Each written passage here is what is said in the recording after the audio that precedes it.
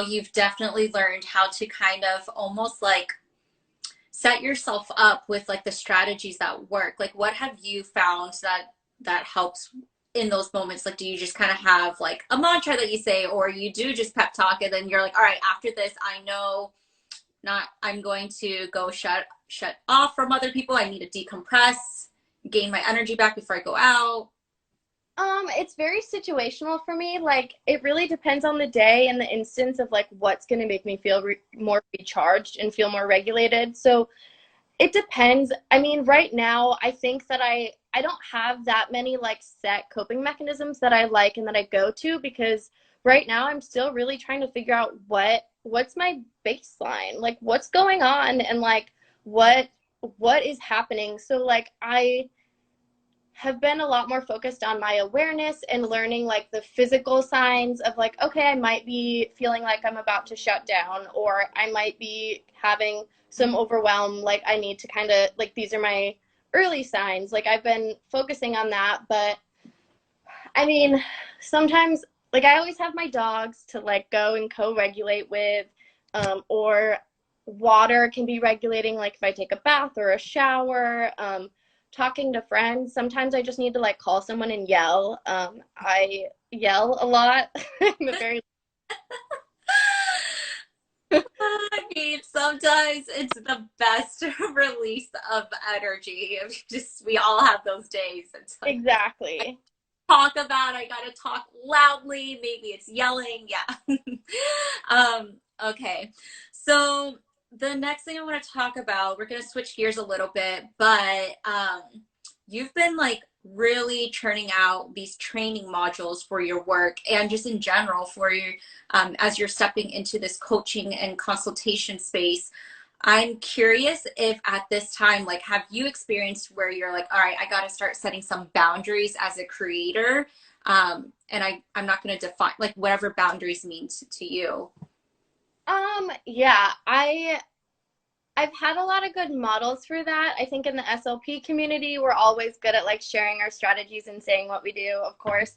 But like just the community that I've found online, a lot of other people have shown really clear boundaries. So I think that I just kind of had like a logical model to follow. And so now that I'm kind of dabbling in my private consulting and coaching, it kind of gives me a nice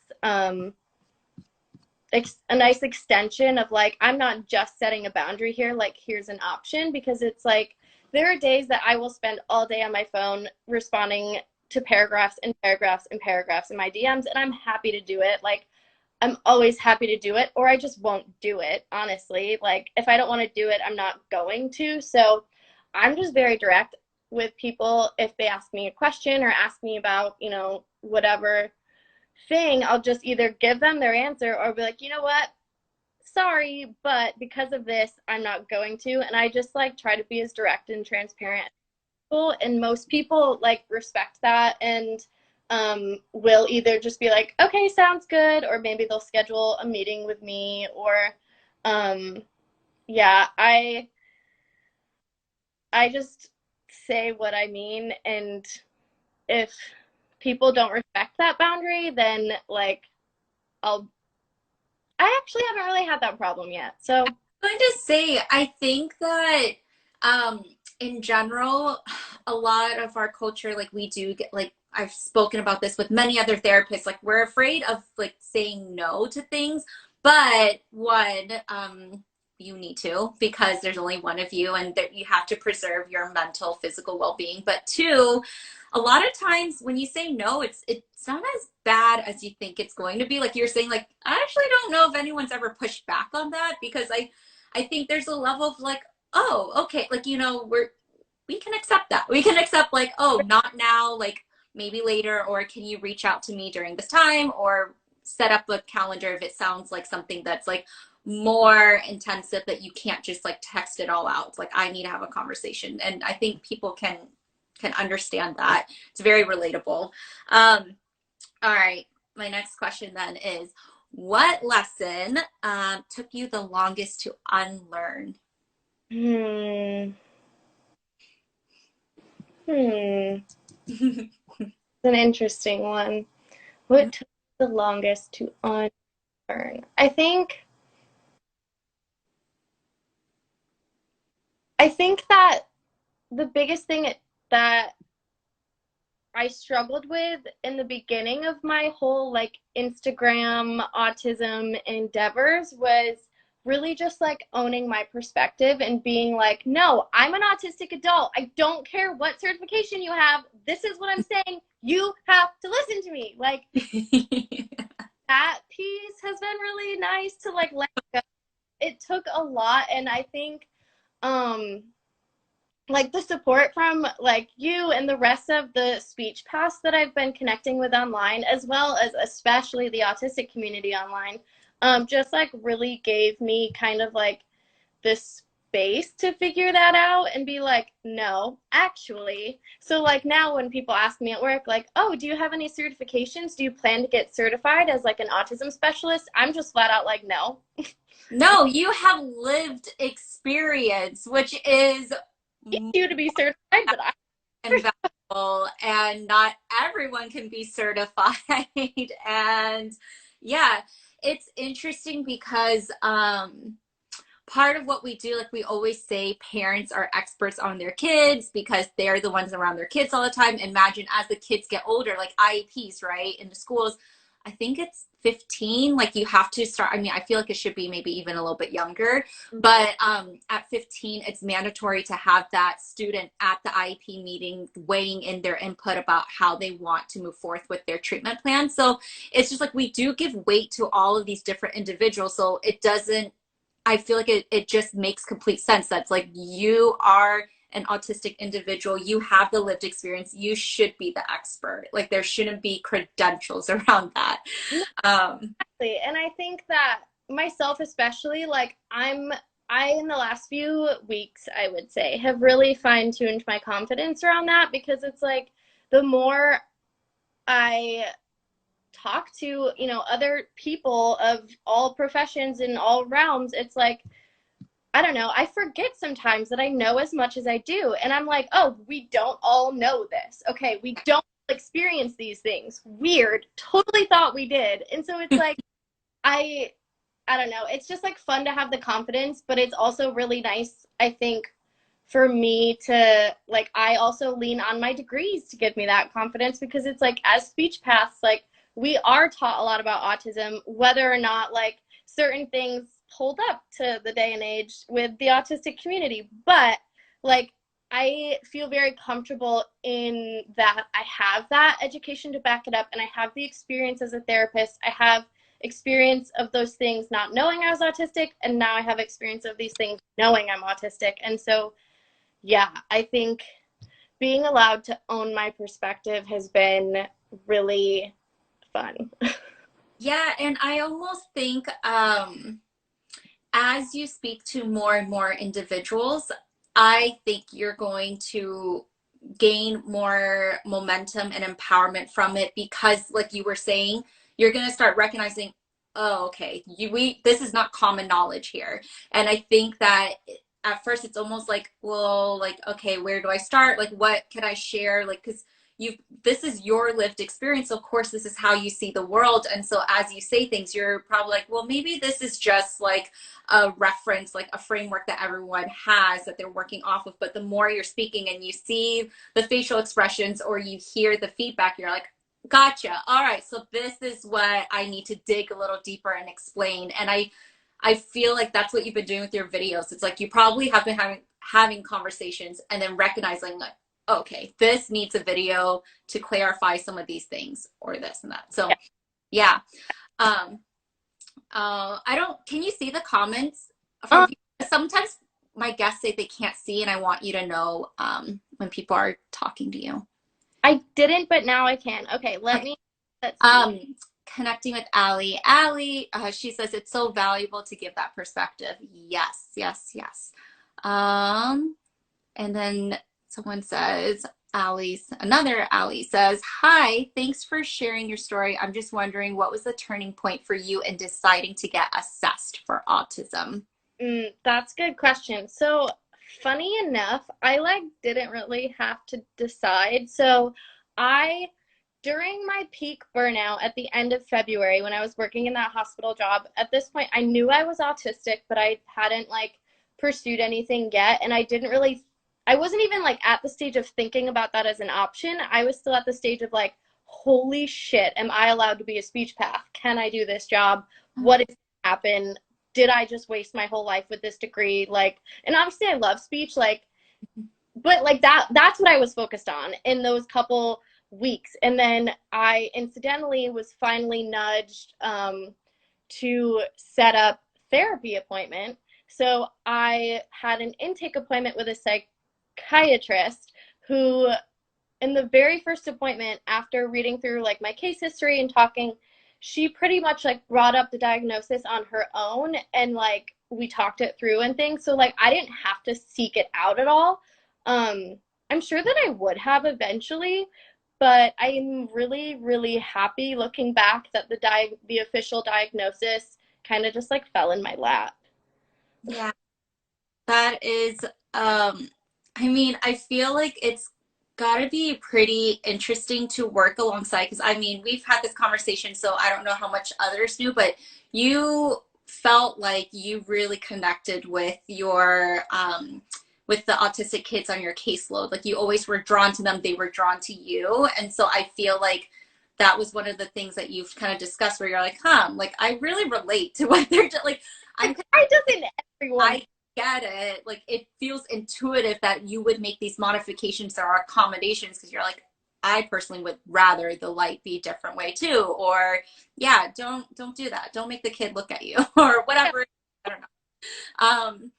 Yeah, and then Jessie, there's the feedback. She says, I love you guys, and Allison's posts and videos are so valuable. Agreed.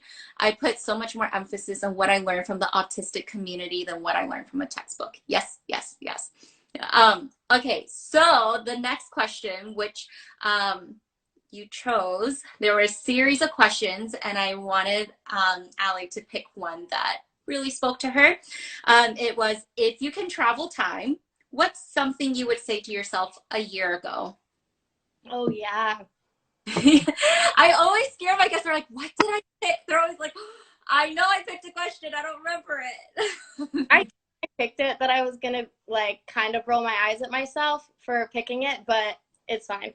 So a year ago now, I was like 3 to 4 weeks pre full blown burnout. I was working a ton. I was doing PRN on all the days I wasn't at the hospital. I was working like 6 or 7 days a week for like a month or two straight. I was like so focused on, okay, I've gotten my degrees, I've gotten my license, like now I've finally gotten the medical job I've been dying for forever. And I was like, okay, like time to pay off all my absurd debt. And I was just like going, going, going. And so I, if I could tell myself anything a year ago,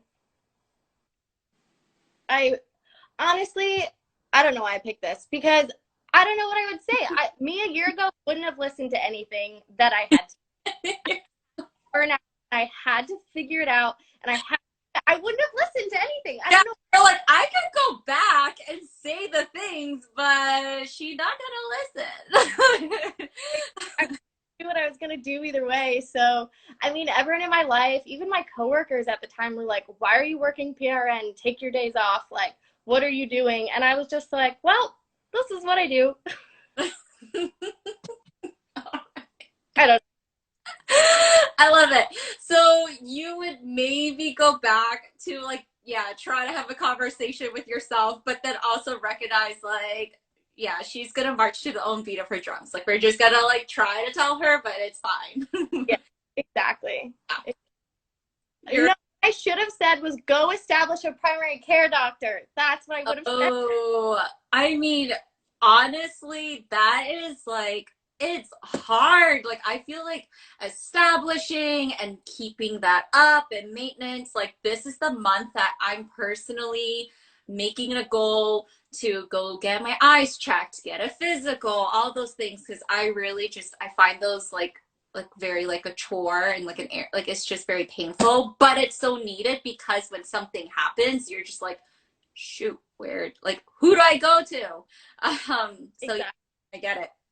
All right, fair enough. I like that. I like the advice to baby Allie a year ago. Get primary care provider. Okay, let's enter the last part of our conversation, which is the rapid fire. And it's just quick questions, your response of personally just what has worked for you. First question is, what's a powerful tool you've used to cultivate mindfulness or productivity? Mm, well, I don't have great mindfulness skills, so that's a hard one. But for productivity and like kind of keeping myself mindful of different things and trying that process, I use a lot of lists and a lot of writing things down and a lot of visuals of like, especially I for a long time in my life would have signs up like, okay, go relax or like go do like basic things. So I would say like visuals is probably my go-to.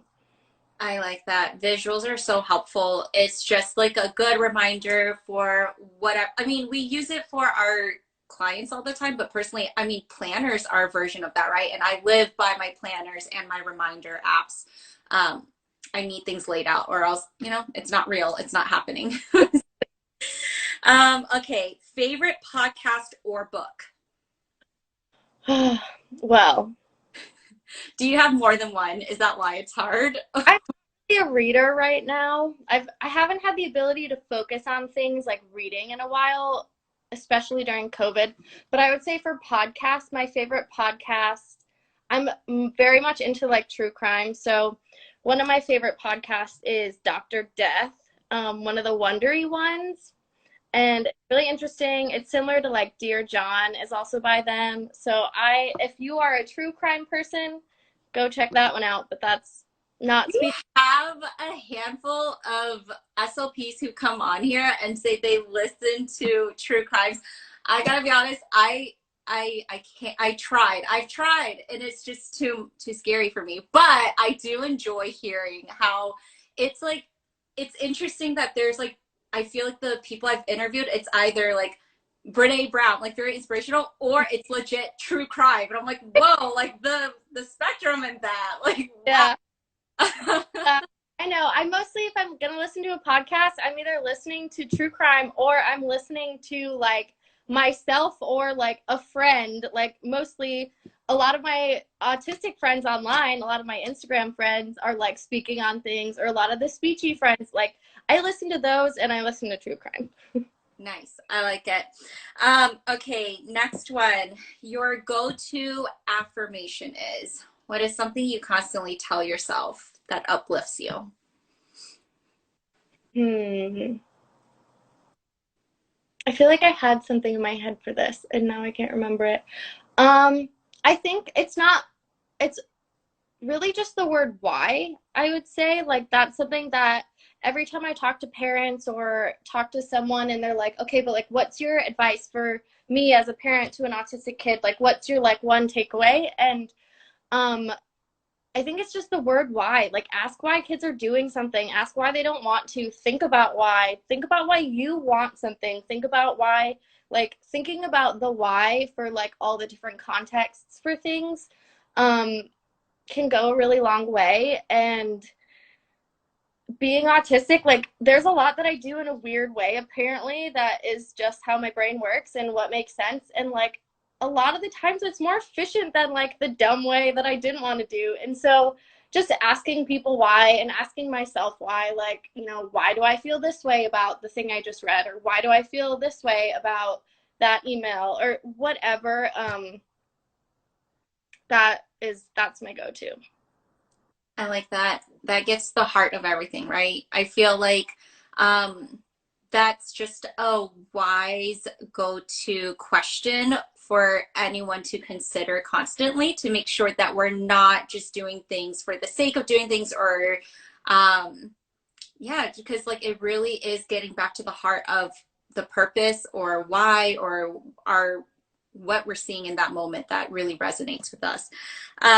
Okay, two more and then we're done.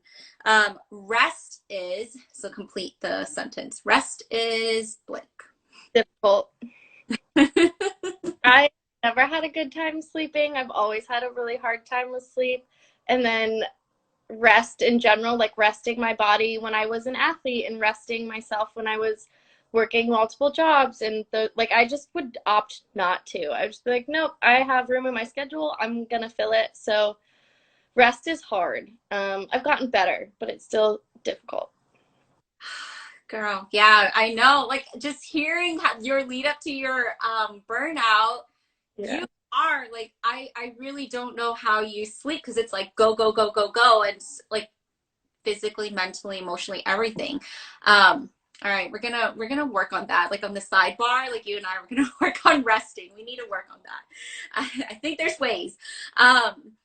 The last one is ways I incorporate play into my week are, and this is for you, not for our little ones. I feel like I always have to put a disclaimer because oftentimes we think about play, especially as therapists, in context to the kids that we work with, but play like on such a biological, physiological level, like as adults, we are hardwired for it. We need it. So, what are some ways that you incorporate play?